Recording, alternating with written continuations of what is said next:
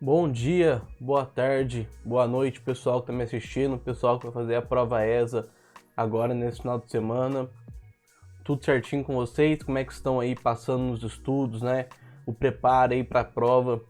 Espero que dê tudo certo aí, pessoal, que vocês tenham pegado firminho e que agora é só sucesso, cara. Agora é só fazer a prova, aquele jeitinho confortável e pode ter certeza que você já tem domínio do conteúdo pleno o suficiente para que possa fazer uma boa prova, beleza? Vá confiante, né? E essa nossa aula de hoje ela vai servir para principalmente encaixar alguns conceitos, encaixar algumas relações de literatura para que você possa fazer a prova tranquilamente, beleza?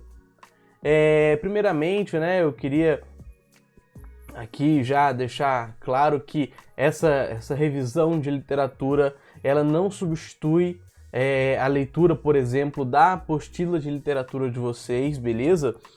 Lá, tudo que eu vou falar aqui, lá tá muito completinho, tá muito detalhado, né? Então, é muito legal que vocês leiam a apostila, que vocês façam os exercícios, as questões que eu coloquei lá, beleza?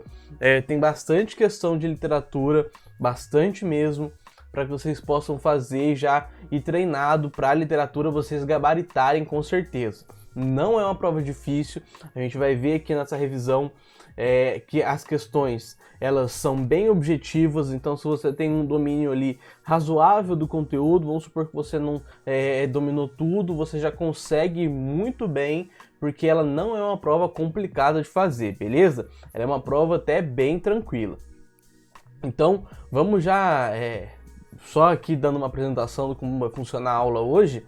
Essa aula aqui de revisão eu preparei da seguinte maneira. Eu peguei questões das provas passadas da ESA e a partir dessas questões a gente vai fazendo a revisão, certo? Então a gente vai analisar as questões, a gente vai analisar como o conteúdo aparece e a partir dessa análise a gente vai fazendo uma revisão, relembrando alguns conceitos, relembrando principalmente algumas escolas literárias, algumas relações das figuras de linguagem. Então, essa aula ela vai se dar dessa maneira, beleza? A gente vai resolvendo as questões, eu peguei as questões desde 2019 até 2014, e aí a gente vai então resolvendo e comentando essas questões. A partir desses comentários eu vou destrinchando, eu vou falando um pouco mais sobre o conteúdo, beleza? Então, com essa aula aqui de revisão, que ela vai dar um geral na literatura, né? O que não tiver nas questões, no final eu volto aqui para complementar, né? Eu volto aqui para ir traçando mais alguns detalhes. Então, o que não tiver lá, eu vou complementar no final aqui, beleza? E, além disso, né? Muito importante aí ter em mente que você precisa fazer esse exercício da apostila, você precisa dar uma olhada lá, uma lida no que está escrito lá, grifa, né, fazer uma anotação, porque é impossível você ir mal fazendo isso, beleza? Um conteúdo bem simples, bem tranquilo de se tratar e que a gente já vai para ele. Olha, vamos lá. Imagino que vocês estejam me vendo tudo aí, né? Eu estou aqui no cantinho. Vocês estão vendo aqui as questões, certo? É importante ressaltar o seguinte, é que algumas questões, principalmente as mais recentes, da prova ESA, elas ficam disponibilizadas apenas com a alternativa correta e com a descrição da questão. Não tem as outras alternativas, né? Então, vamos dar uma olhada, por exemplo, isso aqui nas provas atuais, né? Em como ela vem a estrutura da prova atual pra gente. Então, olha, ela vem mais ou menos, ela vem assim, olha, com a questão aqui e com a alternativa correta. E aí tem algumas outras partes que eu cortei, que tem uma parte que está explicando por que essa é correta, né? E que porque eu já vou fazer isso aqui, eu vou fazer de uma forma mais detalhada do que está lá na prova oficial. Então não achei necessidade de colocar. Mas é assim que você vai encontrar, você provavelmente já deve ter pesquisado, né, as provas passadas, muito importante, para poder fazer essa prova, e você viu que ela aparece assim, beleza? Como aqui a gente está usando esse momento para explicar o conteúdo, é até mais fácil para mim, até melhor para mim. E aí, outras provas, né, se eu não me engano, de 2016 para baixo ou 2017 para baixo, ela vem normalmente com a questão e com as alternativas erradas e a alternativa correta. beleza? Vamos lá. Ó, a gente vai começar aqui, então, mais ou menos, eu peguei aqui de 2019 a 2014, mas eu não coloquei em uma ordem que apareceram as questões, né? Então, a gente não tá vendo aqui primeiro 2019 e aí a gente vai descendo até 2014. Eu organizei de uma forma que fique cronologicamente semelhante ao nosso curso, beleza? Que fique cronologicamente semelhante ao que a gente vem trabalhando em literatura. Tanto no nosso curso presencial, né, o que a gente trabalhou com as figuras de linguagem, um começo da literatura e tudo mais, quanto também o que está na apostila de vocês, certinho? Ó, vamos lá. A gente começa aqui então com as figuras de linguagem. Questões que eu vou dar uma retomada aqui, mas vocês vão ver que são muito simples essas questões. Questão 1. Assinale a alternativa em que a figura de linguagem corresponde à frase relacionada. Então a gente imagina, né, que tinham várias figuras de linguagem e várias frases, né? E aí era para relacionar uma questão bem simples de se fazer, de se resolver. Vamos ver como que é a alternativa correta. Família é prato difícil de preparar. Metáfora. Obviamente, né, a gente já sabe que é correta, mas por que é correta? Porque a metáfora ela vai ser uma comparação de uma coisa com outra. Uma comparação em que essas duas coisas estão em campos semânticos diferentes. Então vamos pensar o que é um campo semântico. É a nossa ideia que a nossa cabeça constrói a respeito daquela palavra. Lembra que eu falei para vocês que palavra ela não é nada mais que uma ideia, né, a respeito de alguma coisa material ou de alguma coisa imaterial, como por exemplo amor, saudade, melancolia, são coisas imateriais, são coisas abstratas que a gente traduz ou tenta traduzir em palavras. A família também é uma delas, né, uma relação abstrata. Então a gente tem esse campo semântico da família, beleza? A gente tem ali uma ideia do que é família, que não é a mesma coisa do que um prato difícil de preparar. O campo semântico do prato, então o nosso imaginário a respeito de um prato difícil de preparar, ele é do campo culinário, vamos pensar assim, a família é do campo familiar, né? Vamos colocar dessa maneira. Quando a gente coloca essas duas coisas se aproximando, como se uma fosse a outra, a gente está criando uma metáfora, beleza? Então, família é prato difícil de preparar. Há aqui uma comparação em que a família ela é igual a um prato difícil de preparar, né? Em alguns aspectos, né? A família é uma relação difícil de lidar, ela pode ser difícil de lidar, né? Tem aquele verso do Belchior, esses casos de família e de dinheiro eu nunca entendi bem. Então a gente pode pensar nessa complexidade que é ter uma família, né? E aqui então ele coloca essa comparação, a família é como se fosse um prato difícil de lidar. Só que aí tem um detalhe, essa comparação, esse como, ele está implícito na fala, beleza? Ele não está explícito. Se ele tiver explícito, se tivesse escrito aqui, por exemplo, família é como um prato difícil de preparar, aí seria uma comparação, outra figura de linguagem, beleza? Toda metáfora é uma comparação, porém é uma comparação com esse elemento comparativo implícito, tá? Ele não está exposto. Então, a família é como um prato difícil de lidar, seria uma comparação, porque teria esse elemento comparativo, o como é um elemento comparativo, igual a é um elemento comparativo, da mesma forma que é um elemento comparativo, esses elementos que traçam uma comparação explícita. Aqui a nossa comparação ela está implícita, ela está no campo semântico, beleza? Muito importante ressaltar isso, então não confunda, a metáfora ela é uma comparação também, porém ela é uma comparação que não tem esse elemento comparativo explícito, enquanto a comparação, figura de linguagem, tem esse elemento comparativo explícito, beleza? Vamos lá para a próxima questão, que também vai ser sobre metáfora. Nós nos tornamos pavões exibicionistas. Encontra-se a seguinte figura de linguagem, figura de palavra. As figuras de linguagem elas podem ser classificadas em alguns termos, né? Figura sonora, figura de palavra, figura semântica. Essa separação, a gente tratou ela na aula e ela também está na apostila de vocês, beleza? Se vocês querem um detalhamento maior sobre essas divisões da figura de linguagem, se atentem lá. Ela não é, como você viu aqui, o que é mais relevante para você saber responder a questão, né? Ela não vai girar em torno de, essa figura de linguagem, ela é de palavra ou ela é sonora. Isso normalmente não cai, beleza? Isso tá fora de cogitação. É mais para você saber mesmo. No período, nós nos tornamos pavões exibicionistas. Olha, você não é esse nós aqui, né? Vamos pensar que nós está falando da gente. Ele provavelmente está falando ali de um texto e tudo mais, mas vamos colocar aqui pra gente. Nós nos tornamos como pavões exibicionistas. Nós agimos como pavões exibicionistas. Obviamente, você não vai virar um pavão, certo? Você não vai, de repente, ser humano e você se transforma num pavão. Não, pô, isso é impossível. Pelo menos dentro das nossas leis aí da física, isso é impossível.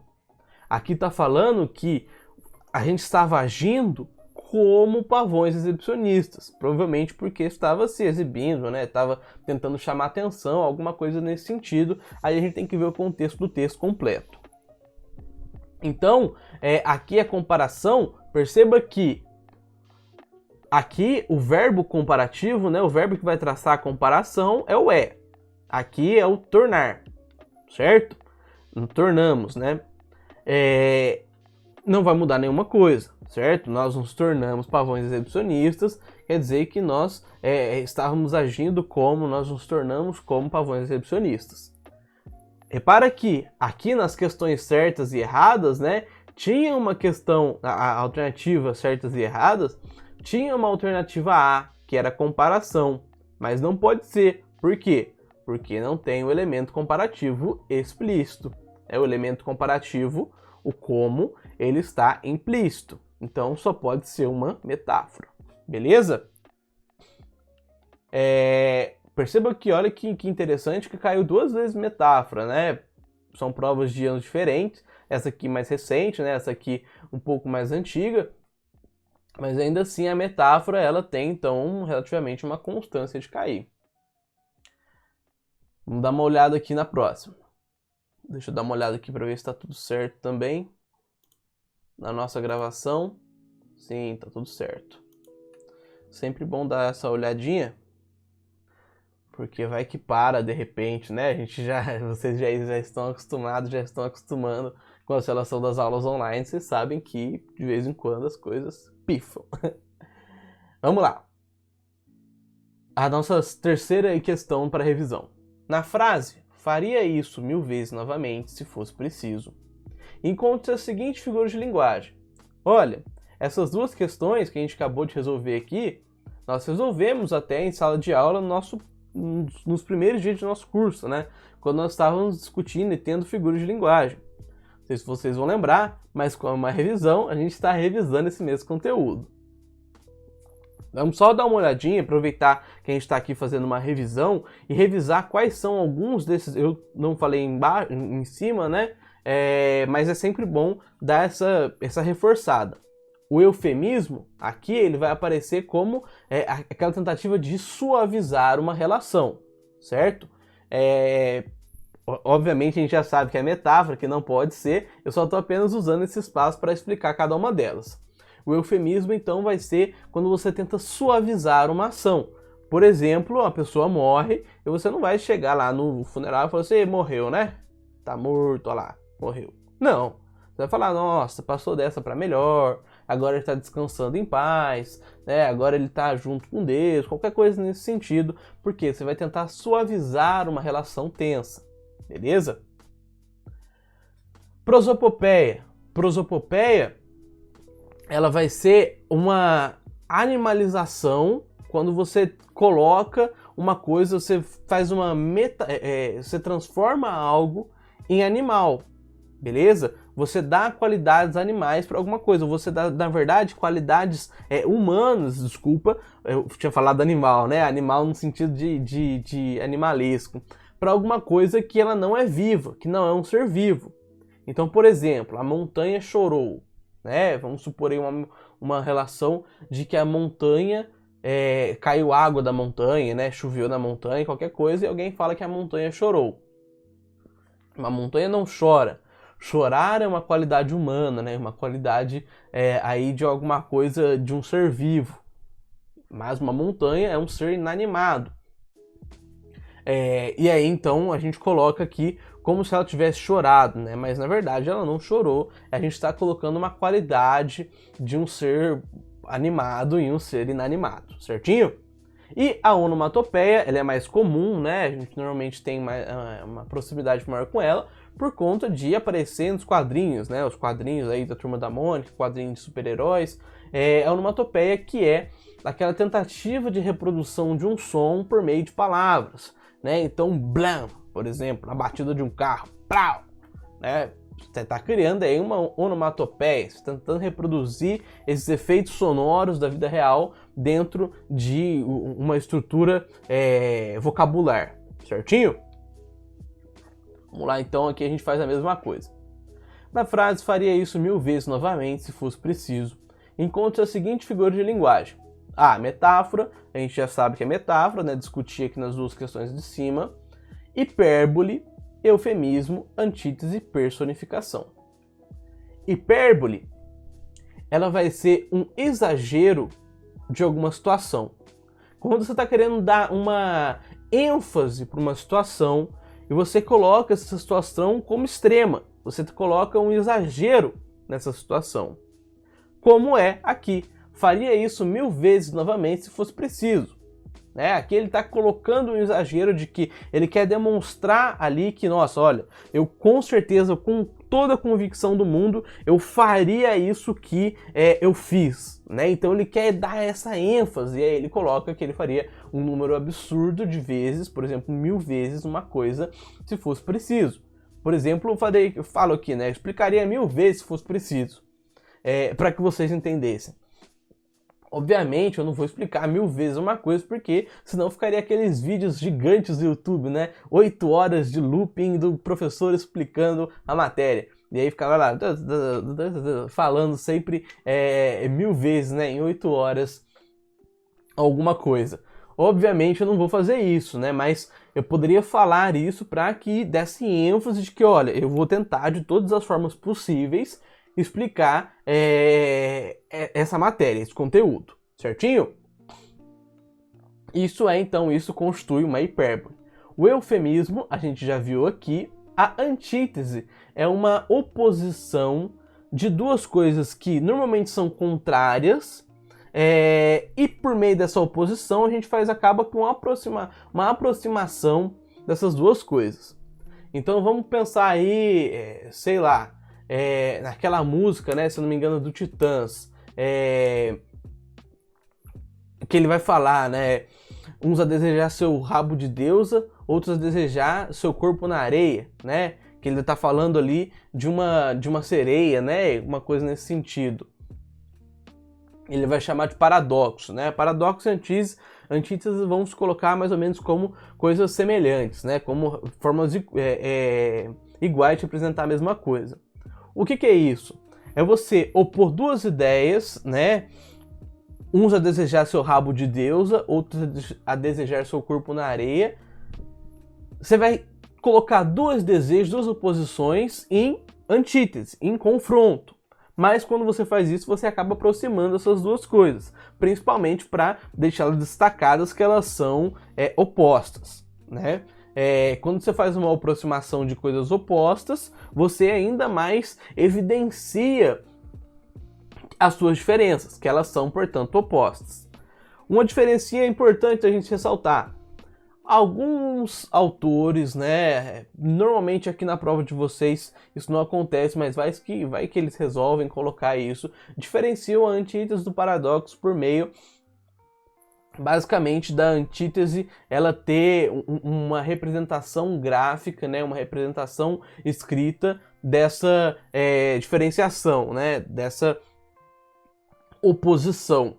Então, assim como a gente tem aquele elemento lá da metáfora comparativo, aqui a gente vai ter um elemento de composição, contra, né, ele está contra o outro, né, essa relação que vai mostrar textualmente que há uma oposição. Então a antítese mostraria essa oposição, enquanto o paradoxo não, certo? Isso é uma diferença, mas que ela não é assim um consenso, tá? Então não é uma diferença que todos os autores assumem. Normalmente, aqui na prova de vocês, às vezes que apareceu antítese, nem apareceu na verdade uma antítese aqui para que a gente coloque como alternativa correta.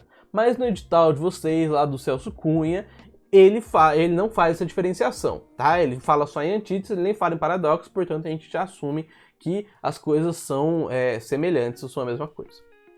Personificação é a mesma coisa que prosopopeia, porém com um nome difícil, com um nome mais fácil, né? A gente pode pensar aqui em transformar algo em persona, em pessoa, personificação, certo? Então é a mesma coisa que prosopopeia, só que prosopopeia é uma maneira mais difícil de falar.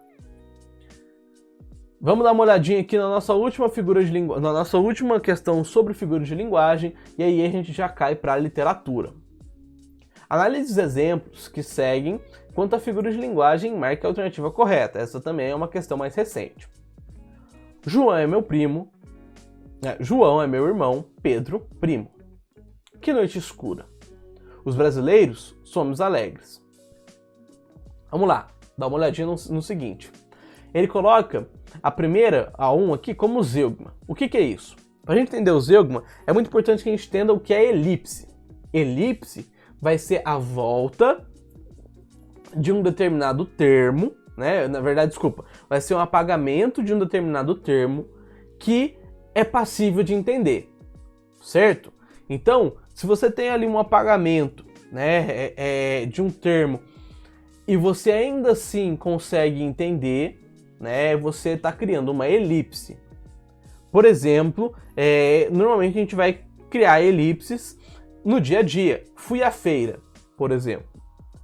Você sabe que quem foi à feira sou eu. Eu fui à feira. Mas eu apaguei o meu sujeito. Coloquei só fui à feira. Por eu ter apagado o meu sujeito, eu criei uma elipse. Então, esse que é um sujeito agora oculto, ele está ali oculto ou sujeito elíptico, né? As duas formas são corretas. E ele está ali agora apagado, mas você consegue entender facilmente que quem foi à feira foi eu, certo? A questão da diferença do zeugma, que vai ser um tipo de elipse, é que o zeugma é um apagamento que só dá para entender por meio do contexto da frase. Se você tirasse só isso aqui, olha, vamos supor que só tem isso aqui. Ah, ele não faz marcação, mas não tem problema. Onde está a minha setinha? Se só tem o Pedro, primo. Você consegue entender, será, que o Pedro é seu primo? Não. Porque não tem uma marcação, nada antes que mostraria que ele é seu primo. Pode ser Pedro, primo de Clara, né? Pedro, primo de Azevedo, sei lá, de qualquer pessoa. Porque só estaria Pedro, primo. Ou que ele é primo de alguém, não necessariamente seu. Só que, a partir do contexto anterior, João é meu irmão, Pedro é meu primo. Olha, então a gente tem aqui um apagamento que ele vem, olha, esse apagamento aqui ele é colocado por meio dessa vírgula. Essa vírgula representa o apagamento de toda a frase, né, de é meu primo, no caso. Tirou-se esse termo e colocou só a vírgula, e aí já houve um apagamento e dá para entender agora, por meio de um contexto anterior, de que o Pedro é primo do João. Certinho? Por quê? Porque Pedro é meu primo, faz referência a João é meu irmão. Certo? Que noite escura. Que noite escura é um pleonasmo. O que seria um pleonasmo? Pleonasmo é uma repetição de algo teoricamente óbvio para também enfatizar essa relação. No caso aqui, é um pleonasmo usado de uma forma poética, então você está querendo criar uma enfatização, você está querendo colocar algo de maneira enfática. Que noite escura, né? Você está querendo mostrar que a noite, além de ser escura fisicamente, ela pode ser também escura metaforicamente, por exemplo, né? Escura como algo ruim, como algo denso, qualquer coisa nesse sentido. Muito importante ressaltar que o pleonasmo ele pode ser um vício de linguagem. Por exemplo, desci para baixo. Desci para baixo ele é um vício de linguagem, porque coloca algo óbvio que já está batido, né? Que não é usado normalmente de uma maneira poética, de uma maneira enfática, apenas de uma maneira errada, certo? Então, dependendo do uso, dependendo da situação de uso, o pleonasmo ele vai ser um vício de linguagem. Por exemplo, na sua redação, você está lá escrevendo as suas relações, né? Está lá colocando sua argumentação, etc. E você coloca um pleonasmo. Ele não vai estar sendo usado, né? Ele não será usado como uma relação poética, até porque nem é aquele contexto de escrita. Ali o contexto de escrita é de um texto associativo argumentativo. Portanto, não tem como ser um pleonasmo figura de linguagem, mas sim um vício de linguagem, certinho? E por último, a gente tem aqui a silepse. Aqui é uma silepse de gênero. O que é isso? É uma silepse de concordância. Uma silepse, desculpa, de gênero não, de pessoa. Os brasileiros somos alegres. Você está concordando a pessoa... você não está concordando a pessoa sintática ali, né? Os brasileiros são alegres. Essa seria a concordância sintática. Você está concordando a pessoa implícita na ideia dos brasileiros. Que, então, né, é como se quem estivesse escrevendo é brasileiro também. E ele quer mostrar que é brasileiro. Então, os brasileiros somos alegres. Então ele está falando, olha, eu também sou brasileiro, eu também sou alegre. Então os brasileiros, eu incluso, somos alegres. Você está fazendo uma concordância, então você está fazendo uma silepse, não com a sintaxe, né? Não com essa concordância que a gente normalmente faria, da gramática. Mas você está concordando com a ideia de que os brasileiros, eu faço parte dos brasileiros. Então você está concordando aqui com somos.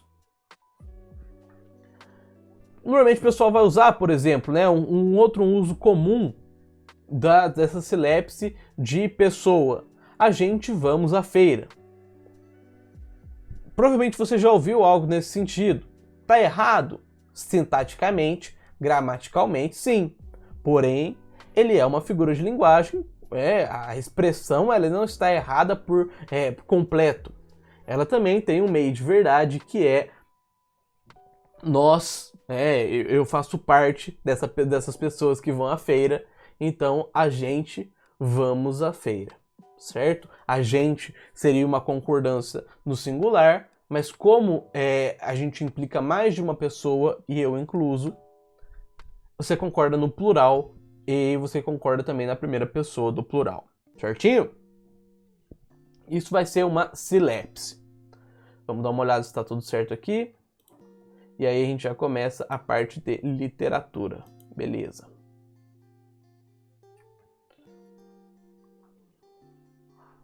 Vamos lá. Só beber uma água.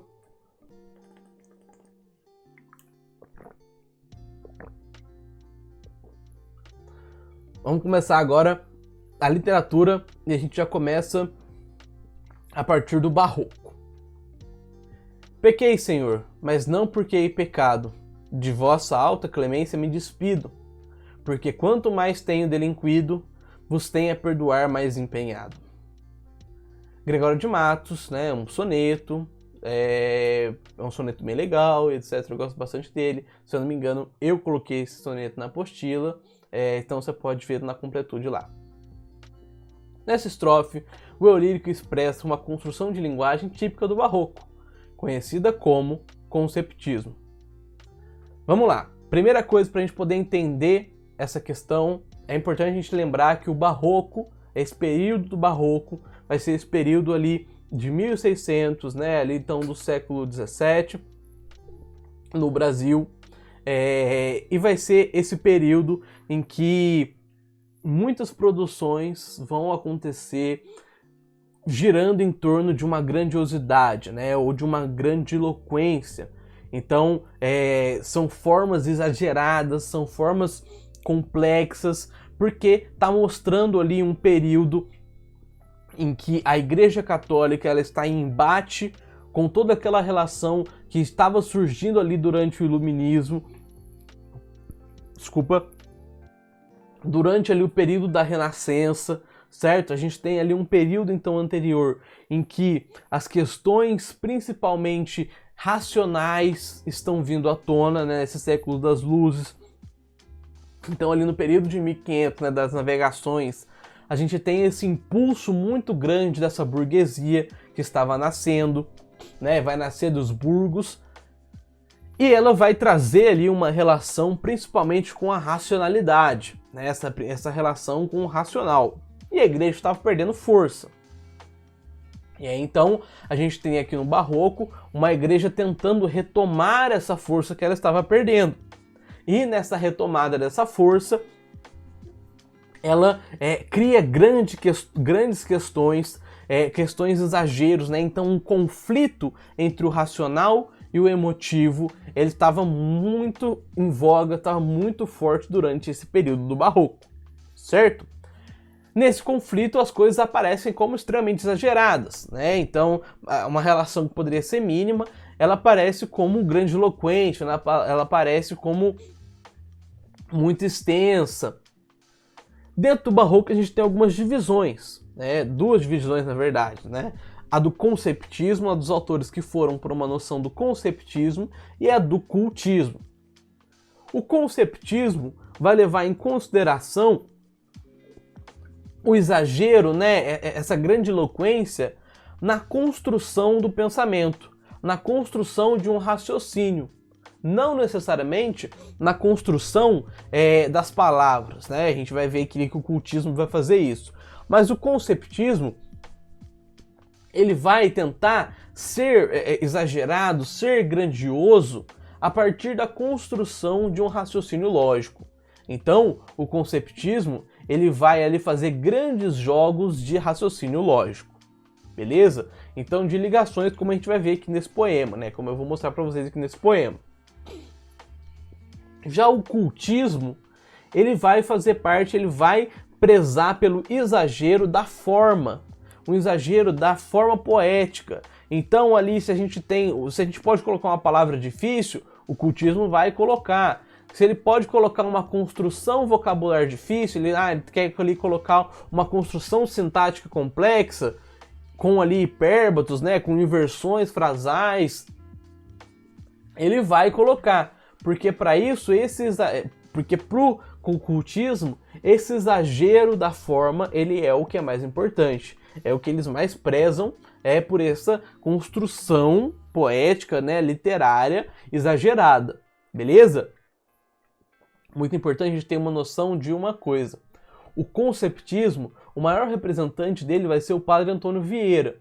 O Padre Antônio Vieira, ele vai defender a ideia de que é preciso, principalmente, ter um raciocínio lógico muito bem desenvolvido. Não apenas que as palavras sejam bonitas, grandiloquentes, impressionantes. Não, ele quer também que o raciocínio, que a forma que a gente pensa seja muito avançada, seja desenvolvida. Não apenas para impressionar, mas para que tenha uma relação de inteligência. Já o cultismo, o grande representante vai ser o Gregório de Matos. Gregório de Matos que vai ter construções, vai fazer construções muito difíceis, né? E ele vai ser um representante do cultismo. E aí você pode me perguntar, nossa professor, mas por que então que a resposta é conceptismo, sendo que a gente tem Gregório de Matos? Aí que tá a pegadinha. Você não pode só decorar, o Gregório de Matos é representante do cultismo e o Padre Antônio Vieira é representante do conceptismo. Se você fizer isso, não adianta nada. Você tem que entender o que são essas duas coisas. Se você entende o que são essas duas coisas, você vai perceber que nem sempre um autor ele vai seguir aquela composição idealmente, né? Ele segue de uma maneira, então ele só escreve daquela maneira. Não.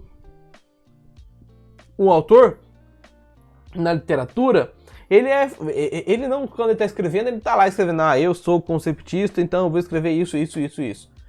Pelo contrário, ele apenas escreve, e aí depois, né, os críticos, os analistas literários vão lá e enquadram ele em alguma situação, por conta, obviamente, da sua maior produção, né? Ele produziu mais de um jeito, então a gente consegue colocar ele dessa forma. Mas aqui a pegadinha é que, por mais que o Gregório de Matos seja um autor como representante do cultismo no Brasil, essa construção dele é muito mais próxima do conceptismo. Por isso que ele coloca nessa estrofe o eu lírico, que aqui, o eu lírico é diferente do autor. O autor pode ser cultista, mas o eu lírico desse poema é conceptista. O eu lírico expressa uma construção de linguagem típica do barroco, conhecida como conceptismo. Então a gente já sabe que o conceptismo é esse jogo de convencimento, é esse jogo de raciocínio lógico, certo? Vamos dar uma olhada como esse jogo de raciocínio lógico aparece aqui nesse poema. Pequei, Senhor, mas não porque hei pecado. De vossa alta clemência me despido.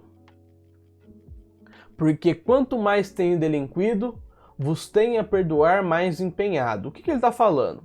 Que ele pecou. Ele tá aqui falando, obviamente, para Deus, né? Esse poema ele tem aqui um interlocutor, que seria esse Senhor, o Deus, né? Então ele pequei. Mas não porque ele pecou, que ele deixa de ter a alta clemência, né? Que ele deixa de ter a piedade divina, a piedade de Deus. Então não é porque ele pecou que ele se despide, né? Então que ele tira a roupa, né? Despir, é isso, da alta clemência, né? Deus é clemente, ele perdoa, né? Ele é bom, bondoso. Então não é porque ele cometeu um pecado que ele deixa de ter isso. Por quê? Quanto mais ele tem delinquido, quanto mais ele tem pecado, ele tem feito coisas erradas, vos tenho a perdoar mais empenhado. Então, quanto mais ele faz, mais Deus perdoa ele de uma forma empenhada. Porque a forma como Deus perdoa ele é proporcional ao quanto ele tem feito de coisas erradas, porque Deus tem a relação lá de sempre perdoar, né, e tudo isso. Então é muito engraçado que aqui essa questão destacou essa parte do poema, que no entorno do poema, né, ele está fazendo um desafio a Deus. Depois ele vai continuar que ele é a ovelha desgarrada, né? Que ele vai começar a duvidar, falou assim, olha, eu duvido então você não me perdoar, eu duvido você não me dar a sua bênção divina, né? Então essa é a relação desse poema. Pequei, Senhor, mas não porque hei pecado, da vossa alta clemência me despido. Então esse é um poema de desafio, né, à divindade, a Deus, porque ele quer saber, porque pelo raciocínio lógico dele, Deus perdoa a todos. Deus ele sempre dá o perdão. Então, se ele mais delinque, se ele mais faz coisas erradas, mais o perdão vai vir. Essa é a lógica. Olha aí como tem todo um raciocínio lógico muito presente no conceptismo, que vai prezar por essas relações de construção lógica. Beleza? Por conta disso, só pode ser o conceptismo. A gente não tem acesso às outras alternativas, mas essa aqui só pode ser o conceptismo, beleza?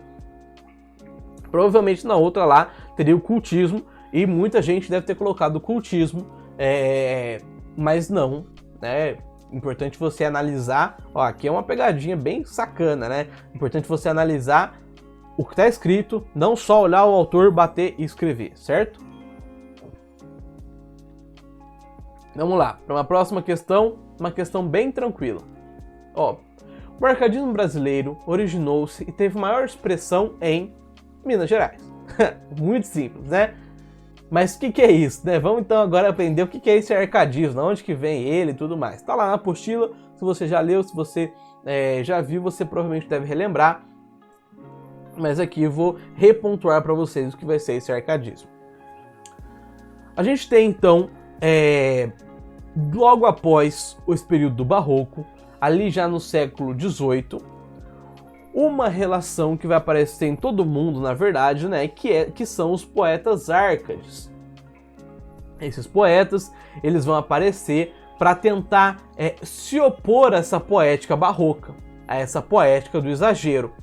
Então, se no Barroco a gente tem esse período em que tudo é exagerado, que tudo é colocado de uma forma grandiosa e tudo mais, aqui nos poetas árcades a gente tem uma relação, uma colocação em que tudo é muito simples, em que tudo tem que ser o mais simples possível. Então as relações elas têm que ser claras. As relações elas têm que aparecer de maneira objetiva, de maneira direta. Porque é também, né, uma oposição a essa estética barroca que já tinha ficado batida, né? Vamos imaginar em um século de exagero, ninguém vai aguentar mais. A gente tem ali todo o século XVII só de exagero do barroco, né, do grandioso, papapá. E agora a gente tem uma produção desses árcades que eles se propõem a ser ali límpidos, né? Não tão exagerados, né? Não vai colocar relações de exagero. Eles podem falar, por exemplo, das mesmas questões, vai falar do amor, vai falar da dor, da perda amorosa e tudo mais, mas nada vai ser de uma maneira exagerada. Vai ser tudo de uma maneira natural, tudo de uma maneira muito simples e direta, objetiva. Por exemplo, até na colocação das palavras, né? As palavras aqui no arcadismo tenta-se ser o mais compreensível, o mais simples possível, sem rebuscamento vocabular, sem um rebuscamento na estrutura, né? Sem o uso de hipérbatos e tudo mais. Por que isso?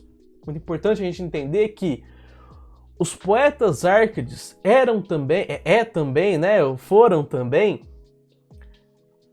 essa classe burguesa que estava em ascensão nesse período. Então ela vai começar a surgir ali no século XVII e no século... Na verdade ela vai começar a surgir um pouquinho antes, né? No século XVI ela vai ter ali um grande impulso. No século XVII ela vai começar a ter mais uma estruturação, né? Se opondo ali aos preceitos da Igreja Católica e tudo mais. E aqui ela está começando a ter uma consolidação em um espaço social mais tranquilo, um espaço social mais conquistado, mais rico, né? A classe burguesa está começando a ficar rico em uma estabilidade financeira, uma estabilidade social, não mais se colocando de maneira conflitante com a Igreja Católica, né? Eles não estão mais, então, colocando essa relação de conflito. Então, isso vai se refletir na poesia deles, né? O Tomás Antônio Gonzaga, por exemplo, que vai ser o grande expoente aqui do arcadismo no Brasil, ele participou da Revolução da Inconfidência Mineira, né? De Tiradentes e tudo mais. Ele era um burguês, né? No sentido de ser dessa classe burguesa, que estava ali em ascensão, né? Ele estava ali, ele tinha uma participação política também. Então, toda essa relação da burguesia estava começando a se consolidar socialmente nos espaços sociais. Beleza? Por conta disso, ela é uma poesia amena, né? Ela é uma poesia objetiva. Ela vai reutilizar as relações do classicismo. Aquelas relações, lembrem que sempre que eu falo sobre classicismo, sobre clássico, a gente está falando da Grécia Antiga. A Grécia Antiga vai prezar muito, né? Vai ser uma parte da nossa humanidade que vai ter a racionalidade. Vamos pensar aí, por exemplo, na democracia ateniense, né? Ali nas relações de Atenas, que vai ter como muito importante a racionalidade, o racional, né? Vamos pensar aí na filosofia de Sócrates, de Platão, de Aristóteles, que o pensamento, a racionalidade, a forma de pensar racional, ela vai ser muito evidente, né? Então a gente tem, por exemplo, ali as grandes esculturas, né? Com formatos muito límpidos, umas relações que não tem conflito, né? Não tem relações difíceis de acesso. Os atenienses, né? Vamos pensar assim, as relações de escrita na Grécia Antiga, eles tinham um contato direto com, por exemplo, com o divino, com os deuses da Grécia. Os deuses interferiam diretamente no ser humano, né? Na humanidade. E eles se davam de uma maneira racional, né? Eles eram ali a transposição do ser humano na divindade. Então a gente tem essa colocação, né? Então esse classicismo que vai voltar, chamado até de neoclassicismo, como a gente vai ver na questão abaixo. E é nesse período que começa-se também uma participação mais política, mais ativa da literatura, dos autores literários. E a gente vai pensar então que esse período, vamos pensar aqui então que a gente está falando da classe da burguesia, né? Essa classe que está em ascensão. Eles vão começar em ascensão aonde? Vamos pensar o que vai despontar no século XVIII no Brasil. Qual descoberta no século XVIII que vai ser importante para o enriquecimento da população rica, né, da população burguesa que vai morar no Brasil? A descoberta de ouro em Minas Gerais. É por conta, se a gente for levar em consideração, é por conta do ouro em Minas Gerais, né, que vai ter lá uma cobrança, se eu não me engano, chamava O Quinto, uma cobrança de uma parcela do ouro que se descobriam, né, que os garimpeiros descobriam, e aí era preciso pagar para a coroa, né, e aí isso vai gerar algumas revoltas, porque essa relação estava muito cara, tinha que pagar uma porcentagem muito grande à coroa portuguesa. Isso que vai ocasionar, por exemplo, a Inconfidência Mineira, né, a Revolução de Tiradentes.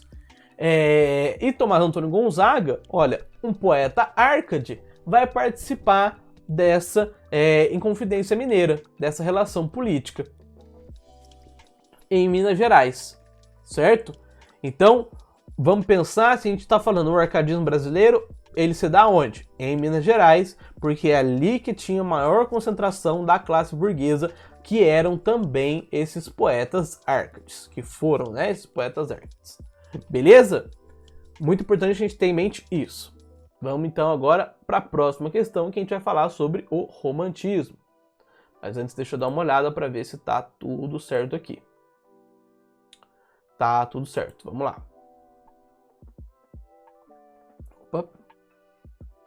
Tudo certinho. Vamos lá.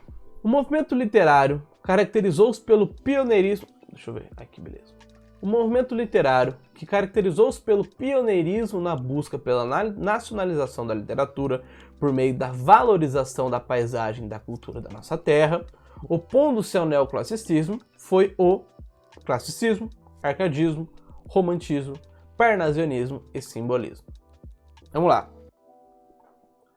Aqui para uma questão óbvia, né? A gente já não poderia colocar o classicismo, sempre tenho muito em mente essa noção óbvia, porque o classicismo vai se opor ao neoclassicismo?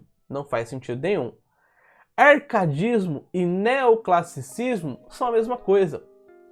Os Árcades, como eu acabei de falar, eles vão reproduzir essa cultura, né? Essa colocação artística grega, do clássico. Portanto, prezando pela racionalidade. Portanto, eles vão ser chamados de poetas neoclássicos, né? Que se colocam em uma nova relação grega, certo? Deixa eu só dar uma olhada em uma relação aqui. Eu falei relação grega, eu vi que eu estou sem a bateria do notebook, mas não tem problema. Opa, abri uma outra coisa aqui. Qualquer coisa, se eu precisar colocar aqui, eu paro rapidamente e coloco a bateria, caso esteja acabando, certinho? Então eu estava falando que neoclassicismo e arcadismo é a mesma coisa. Agora vamos pensar, a gente já sabe que é o romantismo, vamos pensar um pouquinho o que foi o romantismo. Eu falei para vocês, se vocês têm aí acesso a alguns vídeos, né, de literatura, e isso também está na apostila, eu falei para vocês que a gente não pode falar em uma literatura brasileira até o século XIX, até o romantismo. A gente fala em manifestações literárias. Muito importante levar isso em consideração. Porque o que acontecia no Brasil durante esse período, né, lá desde 1500 até o século XIX, até então 1800 e pouquinho, mais especificamente ali até o começo do romantismo, a gente fala em manifestações literárias porque o que acontecia aqui não compõe a tríade que o Antônio Cândido, que é esse autor que vai colocar essa relação, chama de literatura ou de sistema literário. A literatura, então, ela vai se dar de uma maneira que existam autores, exista uma obra e exista um público. Até então, o que a gente tem no Brasil são autores, né? Às vezes nem isso, né? Principalmente no começo da literatura, eu estou chamando aqui de literatura por conta da matéria, né? Das manifestações literárias no Brasil. A gente tem ali autores que nem eram brasileiros de fato, né? Que eram portugueses, que escreviam aqui no Brasil, ou franceses, ou alguma coisa nesse sentido, que escreviam sobre o Brasil. A obra a gente tem, né, por exemplo, o Gregório de Matos, ele vai nascer no Brasil, mas ele vai fazer toda a sua vida em Portugal. Ele vai morar por muito tempo em Portugal, ele vai voltar para cá para o Brasil quando ele tinha lá para a faixa dos 40 anos. Então, ele é um autor que ele tem a formação literária dele, a formação acadêmica dele a partir de Portugal, né, não do Brasil. Então a gente não tem uma consolidação de uma possibilidade de formação no Brasil. Então, a gente tem esses autores, beleza?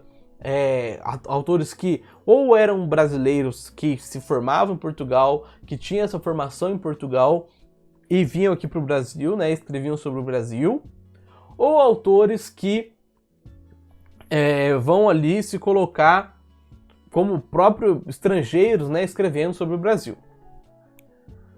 A gente tem uma obra, beleza? A obra a gente tem, obra é que pelo menos o mínimo, né, para que existam essas manifestações literárias, a gente tem, existe aqui no Brasil uma obra feita sobre o Brasil, né, uma obra feita no Brasil, beleza? E a gente tem, e a gente não tem, principalmente, aqui que o cara aperta mais ainda, a gente não tem um público no Brasil. Então a gente não consegue formar uma literatura, um sistema literário, porque a gente não tem quem leia sobre o Brasil. Não tem quem... não tem uma formação de leitores no Brasil. Né? Até porque a maioria das pessoas que moravam aqui eram analfabetas. Né? Não tinha um conhecimento da língua portuguesa. Né? Até porque os portugueses chegaram aqui, colonizaram tudo mais. Quem vinha muitas vezes nos navios eram pessoas desgarradas, né? Pessoas que não eram grandes monetários lá em Portugal. Deixa eu beber uma água aqui, gente. Vou falando, vai...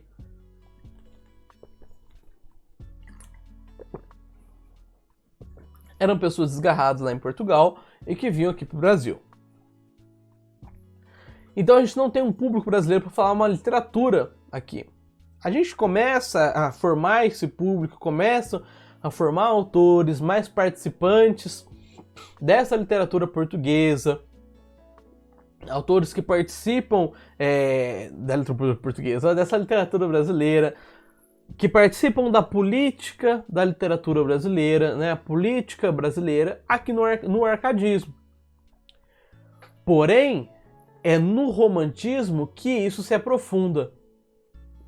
Quando a gente fala no romantismo, a gente está falando uma literatura que vai acontecer no mesmo período da independência é complicado, né? Independência do Brasil, né? Quando o Brasil ele não se torna mais colônia, principalmente com a vinda da família real aqui para o Brasil em 1808, começa a se afundar, né? Principalmente no Rio de Janeiro, algumas relações de cultura, né? Então começam a se formar universidades, começam a se formar bibliotecas, né? Relações em que poderia existir um público que lesse o que era produzido no Brasil sobre o Brasil. Então, começa a se afundar aquele sistema literário, ele começa a acontecer. Opa! Olha aí. Eventualmente isso acontece, ó. Vamos, filho. Aí, deixa eu ver se voltou aqui. O Google ele é complicado, né? Ele sempre coloca a gente aqui em umas situações complicadas. Vamos lá, voltou. Então comece a formar, comece a fundar uma relação, uma literatura brasileira, certo? Porque comece a ter esses três fatores.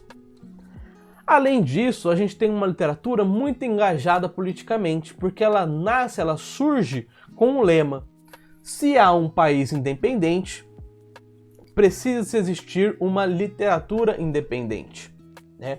Uma literatura que seja brasileira, que fale sobre o Brasil, que tenha os símbolos nacionais, e aí eles vão pegar o indígena e colocar o indígena como esse símbolo. Eu falei disso mais detalhadamente lá na apostila, deem uma olhadinha. Então, a gente tem uma nacionalização da literatura. A literatura, aqui no romantismo, ela começa a se pautar a partir da nacionalidade.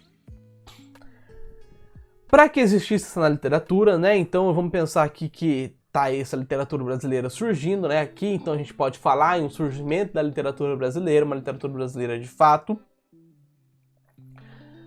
Se a gente está falando de uma literatura brasileira que está surgindo, os autores lá no começo, né, José de Alencar, principalmente José de Alencar, né, a gente tem também Olívio Gonçalves Dias na poesia, são autores que vão se preocupar em criar símbolos nacionais, em criar representações daquilo que é nacional, para que essa literatura possa romper totalmente com aquilo que é de Portugal, com aquilo que vai vir de Portugal, né?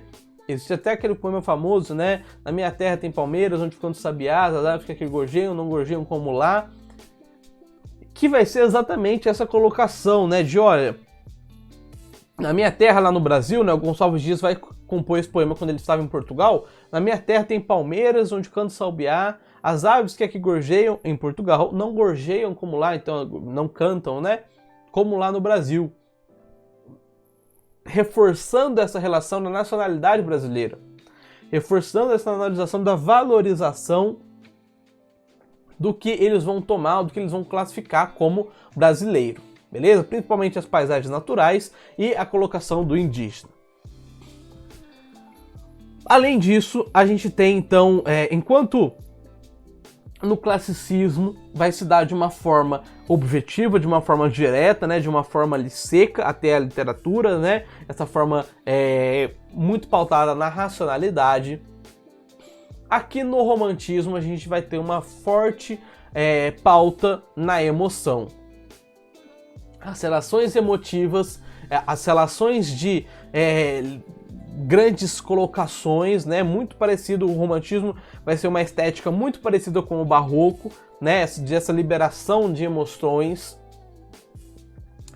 Aqui, né, isso no geral, na verdade, o romantismo vai ter essa grande pauta em todo mundo, e isso não vai ser diferente aqui no Brasil. No Brasil, então, a gente vai ter esse período em que as grandes colocações, essas relações de contraste, de emotivo, essas relações agora subjetivas, não mais objetivas, as relações não mais tão racionais, elas aparecem nesse período literário, opondo-se, portanto, à literatura neoclássica, né? Aqui à literatura arcadista. Muito importante a gente ter em mente que, por conta disso, né, a gente vai ter um período aqui no Brasil que vai ser chamado de ultrarromântico, né? O romantismo no Brasil, isso também está lá no conteúdo de vocês. O romantismo no Brasil vai se dividir em 3 partes. Essa primeira parte que vai ser uma nacionalização, então a gente tem essa parte indianista, né, classificada exatamente por ter essa valorização do indígena, do símbolo do indígena. A gente tem a fase ultrarromântica, em que essas relações afetivas, né, essas relações da emoção, elas se aprofundam em um nível extremo, né, e vai ficar uma super emoção, então a gente tem isso lá com o Álvaro de Azevedo, né, que ele vai colocar um exagero muito grande nos sentimentos, né? Uns sentimentos até de adolescente. Sabe quando o adolescente sente tudo, né? Tá naquela fase de descoberta. Nossa, eu sinto muita coisa, né? Eu quero fazer tudo, então, tá flor da pele.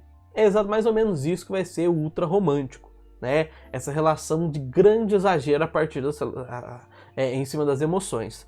E a gente tem a relação condoreira, que é a relação em que as emoções elas vão agora se voltar para o social, que vai até ali antecipar um pouquinho que vai ser o realismo que a gente vai falar já já. Essa relação condoreira, as grandes emoções elas vão ser voltadas para as relações sociais, para as problemáticas sociais no Brasil, principalmente a da escravidão. A gente tá falando, aqui a gente está falando em uma relação temporal, né? Muito importante ressaltar que enquanto uma geração acontecia, a outra não parou de acontecer, tá? Então a gente tem ali essa primeira geração que ela vai coexistir, apesar da segunda vir depois, as duas vão coexistir, né? Então os autores da primeira geração vão continuar escrevendo durante os autores da segunda. A mesma coisa com a terceira. Então, essa terceira geração ela vai aparecer mais póstumamente, né? A primeira no romantismo, e ela vai aparecer em um período em que o Brasil estava quase se tornando república, né? Um Brasil em que já a escravidão já não era mais sustentável, tanto para a ética mundial quanto para a economia mundial. Então a escravidão já era vista como algo horrível, que realmente era, que realmente foi. Então, essa indignação das emoções, esse exagero das emoções vai se dar ali principalmente por Castro Alves, que vai se indignar, que vai se revoltar contra as relações da escravidão no Brasil. Isso vai ser colocado nessa terceira geração romantista, chamada condoreira. Condor porque é uma ave, né, uma ave muito imponente, né, uma ave muito protetora, vai tentar então refletir essa relação. Muito importante também, só para a gente terminar e encerrar o romantismo, colocar aqui romântico, né, essa relação do romantismo, esse termo, ele vai vir porque é nesse período em que os romances vão se acender, né? Vai começar a ter uma venda muito grande de romances. Romance, que é a história, né, que é o livro feito a partir de uma estrutura grande, né, que não é mais um conto, né? Vamos pensar aqui que o romance ele vai tratar, por exemplo, de uma vida inteira ou de uma parte inteira, uma parte grande da vida de determinado personagem. Isso vai se opor, tem ascensão, principalmente por conta dos folhetins, né? Era publicado semanalmente ou diariamente os folhetins, que eram pequenos jornais e que nesses jornais tinham os romances, beleza? Romance não tem nada a ver com o que a gente pensa hoje em dia, né? Se a gente for entrar aí na Amazon, qualquer classificação, a gente vai ver que romances são aqueles livros, né, melodramáticos e tudo mais. Mas não, romance aqui a gente está falando desse gênero literário que vai se dar, né? Que vai ser diferente de um conto, que vai ter uma estrutura de história inteira, beleza? Deixa eu dar uma olhadinha aqui, que agora a gente vai entrar uma outra parte, só para ver se está tudo certo, como a gente está de tempo. Beleza, a gente tem 20 minutos, tranquilamente. F11. Tá certo. Então, olha, essas duas aqui a gente viu que é o romantismo, certo? Parnasianismo e simbolismo eu vou falar já agora, então a gente não vai ver aqui. Ó, vamos lá, para a segunda questão. Para a próxima questão, segunda, né? Já foi várias. Questão. Interesse pelas zonas profundas da mente, pela loucura, desejo de transcendência e integração cósmica, linguagem vaga, fluida, que busca sugerir em vez de nomear. Essas são características que identificam as obras de autores naturalistas, parnasianistas, simbolistas, quientistas ou realistas. A gente já sabe que é simbolistas, mas aqui é muito legal que ele coloca outras três escolas literárias que vão estar diretamente relacionadas com os simbolistas. Então, para a gente entender os simbolistas, é muito importante que a gente entenda o que foi o realismo e, consequentemente, o naturalismo e o parnasianismo. Olha, logo após o romantismo, logo após ali, eu lembro que eu falei agora há pouco, que o romantismo, essa terceira geração romântica, ela vai se dar ali no final desse Brasil Império e nesse começo de Brasil República, né? O Brasil estava começando a se tornar república. Por conta disso, os problemas sociais no Brasil começam a ficar evidentes, né? Os problemas ali gerados pela escravidão começam a ficar em pauta, começam a ficar em voga, certo? No mesmo período, é nesse mesmo tempo que vai surgir na Europa as ciências sociais, principalmente, né, a sociologia. A sociologia vai surgir nesse período como o estudo da sociedade, né? Vamos pensar em o nome sociologia, significa exatamente isso. E ela vai surgir como um estudo, né, um estudo a partir das outras ciências, um estudo científico da sociedade. Então, a filosofia, por exemplo, ela também pensa a sociedade. Porém, a sociologia vai tentar pensar em um método de pesquisa científico para compreensão da realidade, para compreensão da sociedade. Então, nesse período, surgem aí na Europa autores, né, que vão se propor a interpretar a realidade a partir de um método científico, certo? Um dos mais importantes, né, um ali dos expoentes da sociologia vai ser o Augusto Comte. O Augusto Comte, ele vai propor, né, uma relação do darwinismo com a sociologia. Vamos pensar aí que nesse mesmo período, mais ou menos um pouquinho anterior, se eu não me engano, até o Augusto Comte era primo do Charles Darwin, né, que vai propor ali a origem das espécies. Ele vai propor uma relação de evolução, né, que as espécies elas evoluem e elas se reproduzem por meio da classificação natural. O mais forte sobrevive e o mais fraco morre. Essa ideia vai ser transposta para a sociedade, né? Ela vai ser colocada de uma maneira analítica na sociedade. Então, esse método científico, principalmente vindo da biologia, ele vai ser pensado com essa relação de que, olha, na sociedade, no ciclo social, aquele que se adapta melhor, ele consegue sobreviver, e aquele que não se adapta, ele morre. Isso aqui é uma visão bem superficial, depois a gente vai se aprofundar nisso, né? A sociologia vai avançar, vai ter outros pensamentos e tudo mais. Mas basicamente era isso. Então, para a gente poder pensar o realismo, para a gente poder pensar essa relação do realismo, é muito importante a gente ter em mente que a literatura ela vai surgir e ela vai aparecer como um instrumento de compreensão da realidade. A literatura ela vai tentar reproduzir o que era uma máquina fotográfica. Vamos pensar aqui que é nesse mesmo período que vai surgir a máquina fotográfica. Tira fotos em instantes da realidade, né? Um instante, ali uma imagem real, né? Não é mais agora uma pintura, é uma foto, né? Aquilo ali, é a realidade colocada em um papel, né? Olha que doideira. Então, a literatura, ela vai ter a função durante o realismo de se aproximar o máximo possível da realidade, de tentar então interpretar e decodificar a realidade. A literatura, ela vai ser nesse sentido muito sociológica. Ela vai ter uma participação sociológica, uma intenção sociológica muito grande, que é o de decifrar a realidade. Por isso então o realismo, por isso então esse período chamado realismo, beleza? Agora, da onde que vem o naturalista e o parnasianista? Por que eu falei que estão relacionados? O naturalismo vai ser a tentativa também de decifrar a realidade usando aquelas ideias lá da evolução, das ideias do darwinismo, colocado aqui como um darwinismo social.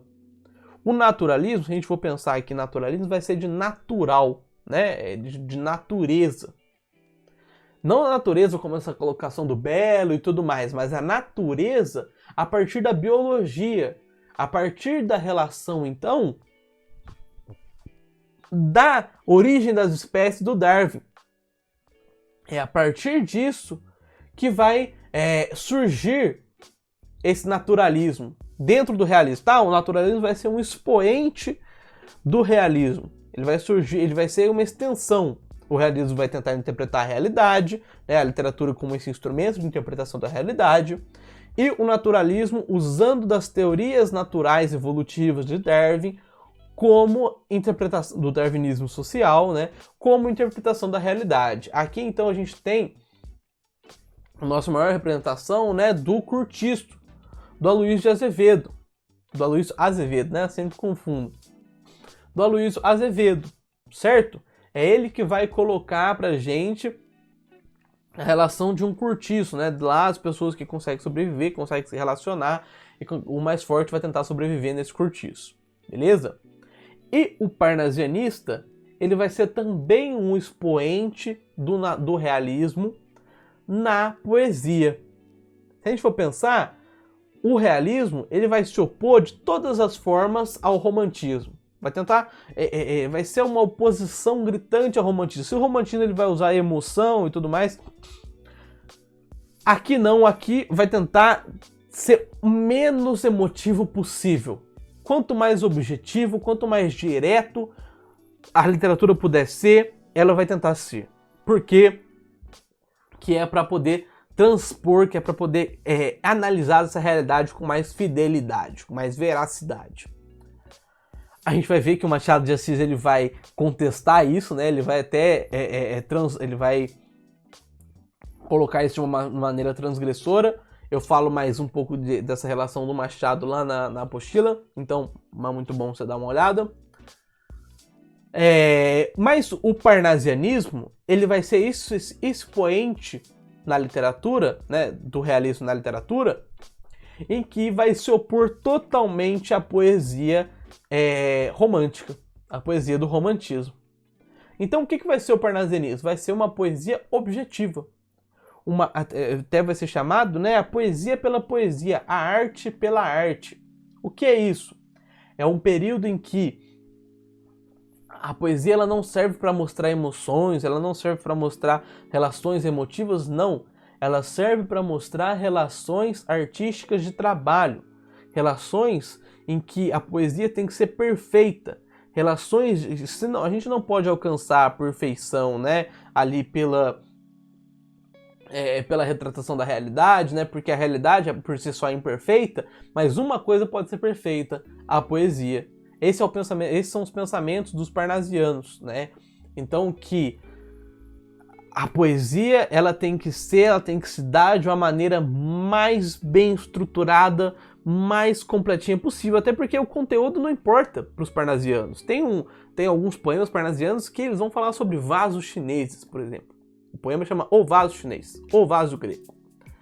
Que não é nada, é só a descrição do vaso, uma poesia extremamente descritiva. Mas o que importa ali é a construção poética ser perfeita, certo? E tentar essa técnica da perfeição por meio da poesia, beleza? E aonde que aparece o simbolismo nisso tudo?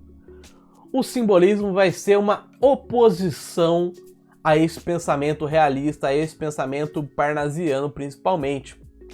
Os simbolistas vão falar assim, não, calma aí, pô, não é bem assim. A gente não consegue, a realidade é imperfeita, beleza. Mas a gente tem que tentar acessar o inconsciente, a gente tem que tentar acessar a realidade por meio de outras formas, né? Então a gente tem que tentar, aqui ele vai descrever muito bem, nessa linguagem vai descrever muito bem a realidade, o simbolismo. Por quê? Porque eles vão tentar transcender a realidade, né? Os simbolistas, né? Essa escola literária vai aparecer como uma resposta ao realismo. Se o realismo queria tentar uma realidade mais objetiva possível, que a literatura fosse esse instrumento de captação da realidade, o simbolismo vai falar assim, não, a literatura ela não pode fazer isso, porque a literatura ela tem que transcender a realidade, ela tem que alcançar lugares que a realidade não consegue alcançar.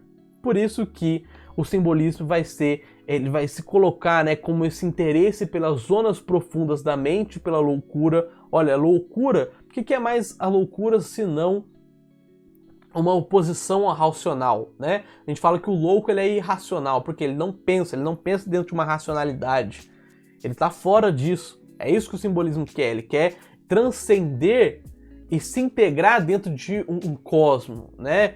Para os simbolistas, a existência ela é fragmentada, né? Existe um cosmo, existe uma metafísica, uma parte da realidade que ela está além do físico, além da nossa matéria, porque ela está, como a gente for pensar aqui na caverna de Platão, né? Ela está do lado oposto da caverna, né? Ela está fora da caverna. E a literatura ela é uma maneira de tentar alcançar esse oposto da caverna. Né, tentar transcender e chegar nessa outra parte da realidade, dessa realidade material. Por isso que essa literatura ela serve então para essa integração do cosmos, né? Para isso, eles usavam algumas técnicas, né? Eles usavam algumas relações da linguagem. Uma delas é essa linguagem vaga, né? Essa linguagem ela tenta ser ampla, né? E vai usar muito do branco nessas relações que colocam a branquidão, né? Esse espaço de pensamento que pode ser qualquer coisa, pode ser nada, né? O branco, que é aí a reflexão de todas as cores, né? Fluida, né, que tentava, principalmente por meio da música, né, por meio de um uso de figuras de linguagem musicais, a gente vai ver na questão abaixo, então criando sugestões, criando uma poesia sugestiva, porque a poesia ela não pode ser essa relação objetiva, essa relação estrutural, colocada desse jeitinho, muito concreto. Ele tem que ser sugestivo, você tem que sugerir as coisas, não nomear. Beleza? Então, por isso, são características que mostram o que é o simbolismo. Agora vamos dar uma olhada nessa aqui. Leia os versos a seguir e assinar a alternativa que os analise corretamente. Vozes veladas, veludas, vozes volúptas dos violões, vozes veladas, vagam nos velhos vórtices das vozes dos ventos, vivas vãs vulcanizadas. Alternativa correta, né? Então é para você assinalar. A combinação vocabular provoca ênfase da sonoridade típica do simbolismo. O que é isso aqui, gente? É uma aliteração. É aquela figura de linguagem que tem uma repetição das consoantes e tentando provocar algum efeito sonoro com essa repetição das consoantes. Certo? É uma figura de linguagem, então, sonora. O que os simbolistas pensavam? Que a literatura, né, a poesia, ela tem que evocar a transcendência, né? Ela tem que provocar outras relações fora dessa relação material textual. Ela tem que ir para o imaterial. E uma forma do imaterial é a tentativa de alcançar novas sensações por meio da palavra. Então, eles vão tentar colocar o que vai ser chamado de sinestesia. Sinestesia, que é essa tentativa de, por meio de um sentido, alcançar o outro. Então, olha, por meio aqui da leitura, eles tentam alcançar algum outro sentido, né? Algum outro sentido que eu estou falando sensorial mesmo, né? A gente tem ali os 5 sentidos, né? A audição, o tato e tudo mais. Eles tentam paladar, etc. Eles tentam, por meio da visão, da leitura aqui, alcançar o sentido da audição, por exemplo, né? Tentar um sentido de tato, de se sentir essas vozes veladas, volúptas, violões, vozes veladas, vogam nos velhos vórtices das vozes. Esse V, essa repetição do V, provoca uma tentativa de sair dessa linguagem objetiva e tentar alcançar alguma coisa, uma sensação fora do comum, né? Fora da simples palavra. Opa! Deixa eu agora. Eita, rapaz! Calma aí que eu vou ter que arrumar isso.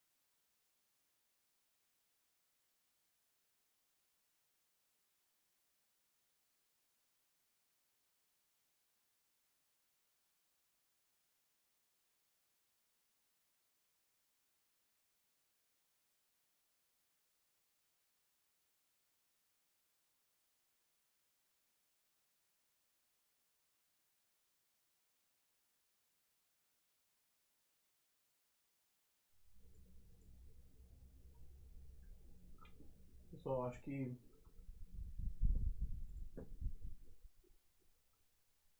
teve um probleminha aqui, não sei se vocês estão me ouvindo, mas deixa eu tentar arrumar esse probleminha aqui da...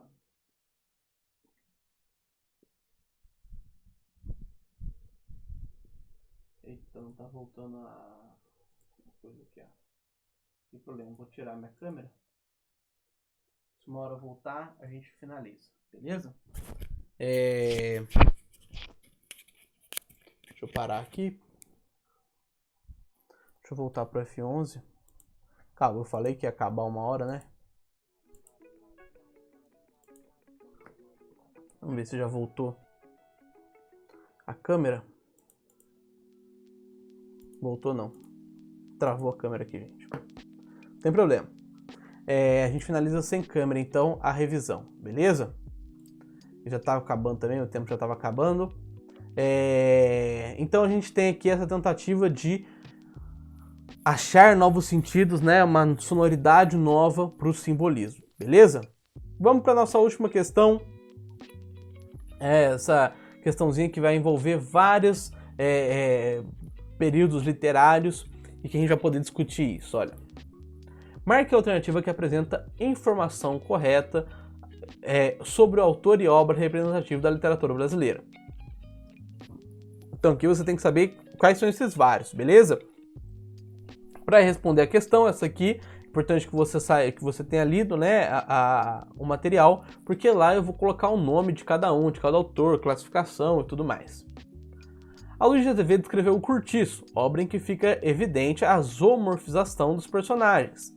Então, durante esse período aí do naturalismo, uma das técnicas literárias, uma das relações, das características literárias que se dava nesse período é exatamente essa zoomorfização, né? A gente pode aí relacionar, a zoomorfização vai ser a classificação dos personagens como animais, né?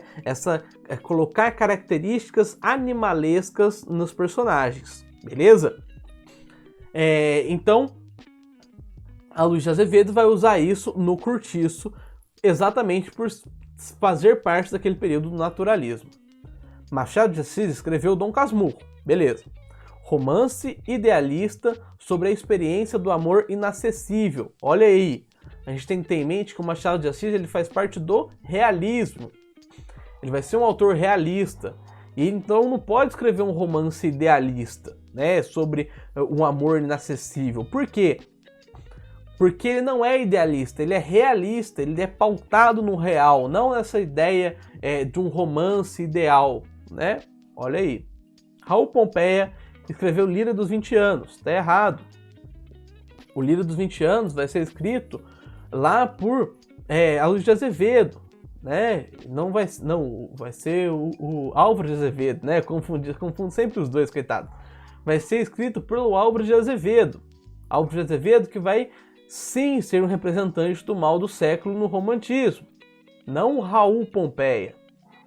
Gregório de Matos escreveu peças teatrais populares e de conteúdo religioso para catequizar os indígenas. Quem vai fazer isso é o padre Antônio Anchieta. É o padre Anchieta que vai fazer isso lá no período do quinhentismo, com aquela literatura catequizante, de catequese. Não Gregório de Matos, que faz parte do Barroco. Olavo Bilac escreveu Navio Negreiro e Vozes de África, poemas com evidentes intenções abolicionistas. Quem vai escrever Navio Negreiro e Vozes de África, que sim tem intenções abolicionistas, é o Castro Alves, lá na terceira geração romântica, não o Olavo Bilac. O Olavo Bilac vai pertencer à relação do parnasianismo. Então ele vai escrever aquelas poesias que têm o simples fato de ser poético, né, de ter uma estrutura poética. Beleza? Vamos ver se voltou a câmera para a gente finalizar. Se não tiver voltado, não tem problema. A gente finaliza sem câmera. Vamos ver. Ih, rapaz, voltou, travou bem a câmera, hein? Não tem problema, olha como é que travou, engraçado. Vamos lá. Então, galerinha, eu vou finalizar aqui no texto Obrigado aí pela presença de vocês, certo? Obrigado aí quem ficou até o final, quem assistiu. Boa prova nesse final de semana, que dê tudo certo.